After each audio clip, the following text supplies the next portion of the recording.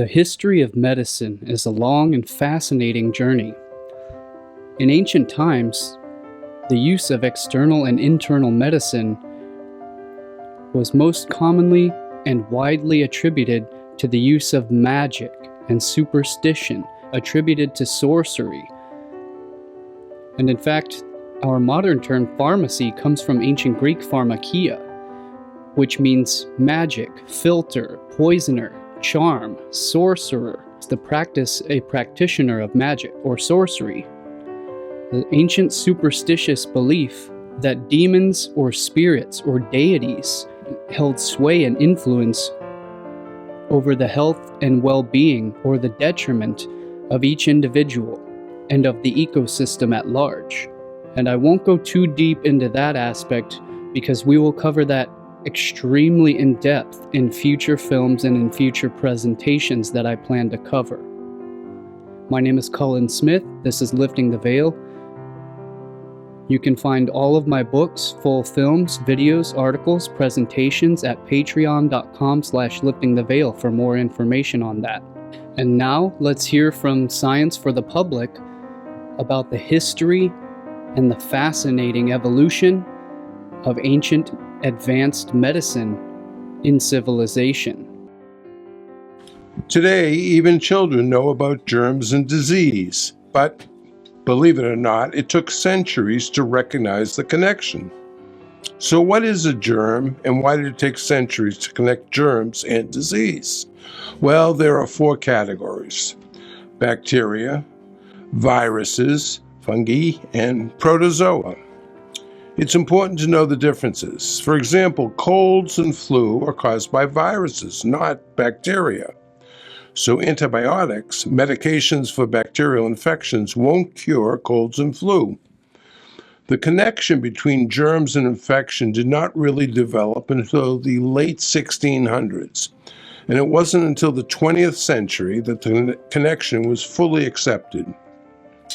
The earliest and most enduring explanation for disease was superstition: evil spirits, demons, curses, and punishment by the gods. Medical treatments often included superstitious rituals and remedies. Even as medical science evolved, superstitious beliefs about illnesses persisted. For example, the ancient Egyptians produced the earliest known texts on diseases and treatments about 3000 BCE. Egyptian medical practices influenced many other cultures. Hi there, I'm an ancient Egyptian doctor. Egyptian medicine was amazing, just amazing. We produced the earliest medical texts on diseases and treatments. We had medical specialists like dentists and surgeons. Our surgery included tumor removal and even brain surgery. And we developed prosthetics, replacement for noses, arms and stuff. And we were very proud of our hospitals, maybe the earliest in the world. Our medical remedies were excellent. They included special ointments, magic potions, animal saliva, and of course, magic incantations and prayers to the gods to back off. That's because we understood that disease was caused by evil spirits and curses. Yeah, we were that smart. Medicine was well developed in ancient India, but the best known period was from about 800 BC to 1000 AD, the golden age of Indian medicine, when the famous Indian texts called the Veda were produced. These texts provided details about a wide range of conditions and extensive of remedies, including herbs and ointments. But disease was often attributed to demons and other superstitious forces. So the remedies often stressed magical rituals and charms that were deemed necessary to cure the patient. In a number of ancient civilizations, including Egypt, Mesopotamia, Persia, India, and China, medical treatment progressed despite a false understanding about the source of disease. There was considerable knowledge of anatomy and diagnosis of infections and disease, including mental illness, as well as effective treatments, including therapies, in other words, massage, diet, and plant-based medications. But there was no knowledge of bacteria or viruses, what we know today as germs. The earliest theories of disease were the humoral theory and the miasma theory. Both explanations survived into the 18th, even 19th century, and were only gradually replaced by the theory of germs as the cause of disease. We begin with the humoral theory. Humoral theory was the basis of medical knowledge in ancient India, Greece, Persia, and Rome. According to this theory, nature was structured in 4 elements: air, water, fire, and earth. The humoral theory of disease was based on these elements. The 4 humors of the body were blood, phlegm, yellow bile, and black bile. It was thought that illness was caused by imbalances in these humors, just as imbalances in the elements cause disruptions in nature. In India, the humoral theory became part of Hindu medicine around 300 BCE and continued for centuries. Good health depended on the balance of the 4 humors. Various diseases were linked to specific imbalances of the humors and, of course, evil spirits. Hello there. I am an ancient Hindu physician. Indian medicine was very sophisticated. We didn't know anything about germs, but we developed the earliest type of inoculation against smallpox. And Indian skills in surgery included removal of tumors and gallbladder stones. We had probably the earliest plastic surgery. Nose replacements were a specialty. We created anesthetics. We had dental care. Hindus emphasized hygiene, so bathing and sanitary habits were known to improve health.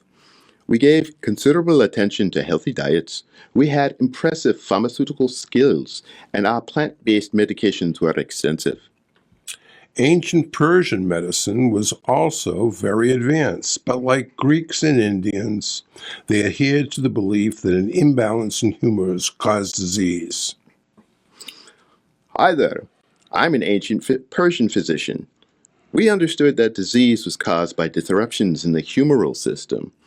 So we wrote texts on how to cure patients by correcting humoral imbalances.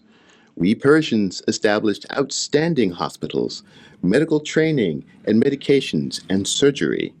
And our great physician philosophers influenced medicine in other civilizations. The humoral theory of disease coexisted with superstitions in all of these advanced cultures. But the first attempt to reject superstition seems to have been in Greece. Greek medicine was sophisticated. Perhaps the most important contribution was the rejection of evil spirits and angry gods as the source of disease. Hi there. I'm Hippocrates. I argued in 360 BCE that diseases were not caused by evil spirits or angry gods. Like Aristotle, I insisted that illness was the result of imbalance of the humors. Also, I argued that the understanding of disease and nature in general should be based on systematic observation and experimentation, the empirical approach, like Aristotle had argued for. This was the early root of science. Yeah, the Greek way. The rise of empiricism was certainly progress. Knowledge of human anatomy and to some degree remedies expanded and superstition diminished very slowly. But the belief that illness was caused by imbalances of the humors continued for centuries.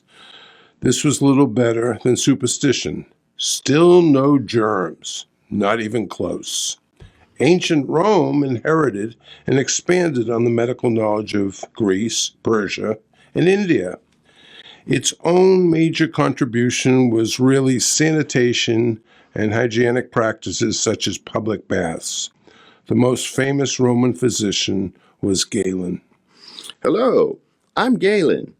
I was a Greek who moved to Rome, bringing major advances to the study of anatomy. I proved that the arteries carried blood, not air, which was the common belief.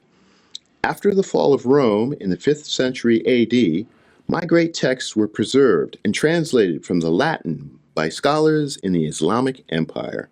My texts became the established sources for medical study up to the Renaissance in the mid-1500s and beyond. When the Roman Empire collapsed from 500 CE on. Its influence was replaced by the Islamic or Ottoman Empire, roughly from 650 to 1260 CE. This included the medieval period in Europe. The Europeans were very behind in medical knowledge. The Islamic Empire adopted and expanded the knowledge of Greeks, Persians, and Indians. The empire included non-Muslim minorities, Jews and Greeks, for example, who helped translate and transmit the knowledge of the ancients to a rather undeveloped Europe. During the dominance of the Islamic Empire, medical knowledge progressed. Free medical care and magnificent hospitals were established. It is during that period that the science of chemistry emerged, which very gradually evolved from alchemy. Hi there. I'm Al-Razi.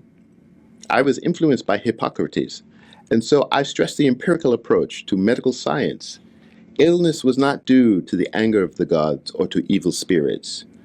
I produced detailed explanations of surgical procedures and careful descriptions of diseases such as measles and smallpox. Of course, I understood that all disease was caused by imbalances in the humoral system. I even modified the humoral theory. My medical studies became major sources in medical science for hundreds of years in Europe. Another great physician-scientist from the Islamic Empire was Avicenna, Ibn Sina, 980 to 1037 AD. Hi there. Yeah. I'm Avicenna, also known as Ibn Sina. I was known as the father of modern medicine. I wrote one of the most famous medical texts in history, the Canon of Medicine, 1025 in the Common Era, a kind of encyclopedia of anatomy, diseases, and treatments. But I was the father of modern medicine because I suggested that diseases might be passed from one person to another through the air, an early idea of contagion. That was really radical. Of course, I emphasized the humoral theory. For example, my detailed description of stroke, for which I was especially famous, outlined how imbalance of the humors caused stroke. Avicenna's great text reveals the odd partnership between detailed physical observation of illness and the persistence of the humoral basis of disease. Still no germs. Before the introduction of the humoral theory to Europe during the medieval period, Europeans generally believed in what was called the miasma theory of disease. This theory attributed disease to foul air. Up to the 19th century, China and numerous European cultures believed that epidemics such as cholera and plague, diseases such as malaria, and conditions such as stroke and heart attacks were due to bad air, especially night air. It was easy to make this connection between disease and the putrid vapors from swamps, polluted water, and rotting vegetation, and the Europeans and Chinese found it very hard to abandon that theory.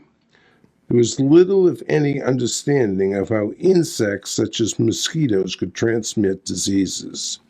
There was no knowledge of contagion despite the plain evidence during epidemics, and there was no knowledge of germs. Rather, the disease or condition communicated directly from foul air to the individual victim. Again, this theory held in ancient China and in medieval Europe. Hi there. I am an ancient Chinese physician-scientist. Our medicine was highly developed. We believe that disease was caused by a combination of miasma, foul air, and the imbalance of yin-yang. Even without knowledge of germs, some of our innovations, such as acupuncture and herbal medicines, became famous and are still popular. In China, we continue to believe in the miasma theory up to the 19th century, when the discovery and study of germs was common in Europe. Hi there. I'm from early Christian Europe. In medieval Europe, medical knowledge was very limited. We had a kind of contempt for learning and a firm affection for blind belief.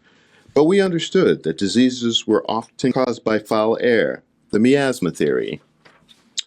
Christians considered disease a divine punishment and depended largely on prayer, miracles, and incantations for relief of illness. These remedies were supplemented with treatments such as the use of leeches to draw infected blood.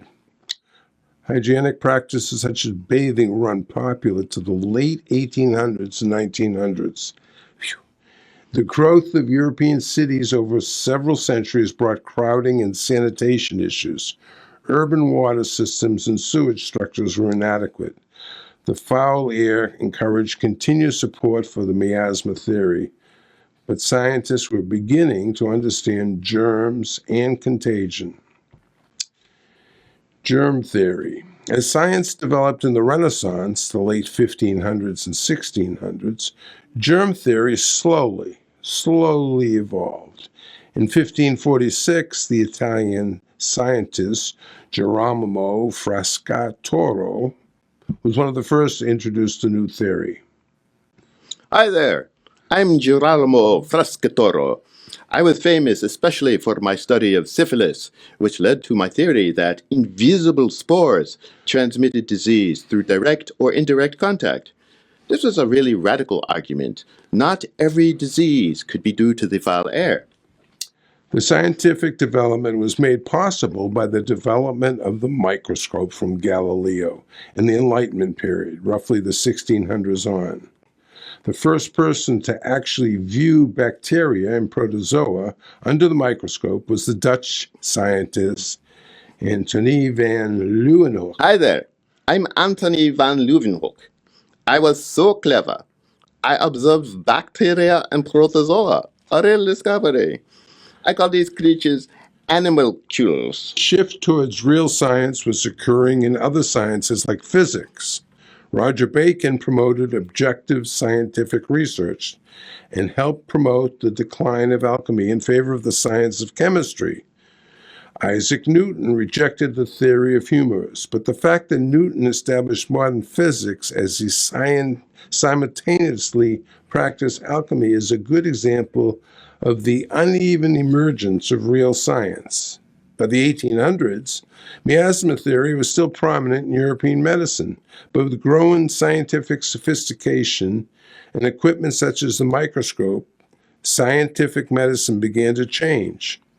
In 1854, the decisive shift to germ theory came with the Broad Street cholera epidemic. John Snow, a British physician scientist, examined the water supply for the Broad Street neighborhood. Hi there, I'm John Snow. I realized that the cholera outbreak was due to contaminated water. But this brilliant insight on my part was before the germs disease link was really understood, and my argument was not widely accepted. But over the next few decades, scientists discovered that specific germs cause specific diseases. In the 1870s, the link was made between typhoid outbreaks and human waste. In 1876, Robert Koch discovered the bacterium that caused anthrax. This case was a final rejection of miasma and humoral theories. But even as knowledge of germs steadily increased, the miasma theory persisted. Even among prominent physician scientists, the notion of contagion was controversial. Oh well, the germ theory took hold at last. I thank you kindly for taking the time to watch this video. Please kindly like and leave a comment down below if you disagree with this information, and let me know your thoughts on the situation. I thoroughly enjoy reading all of your comments and responding to them kindly. And stay tuned, make sure to subscribe and hit the bell notification for the next video, where I will be discussing the debunking of the germ versus terrain theory and all of the conspiracy theories arising from the resurrection of the long debunked debate between germ and terrain theory. So stay tuned, you don't want to miss that, it will be very fascinating. Thank you and have a great day. Bless you.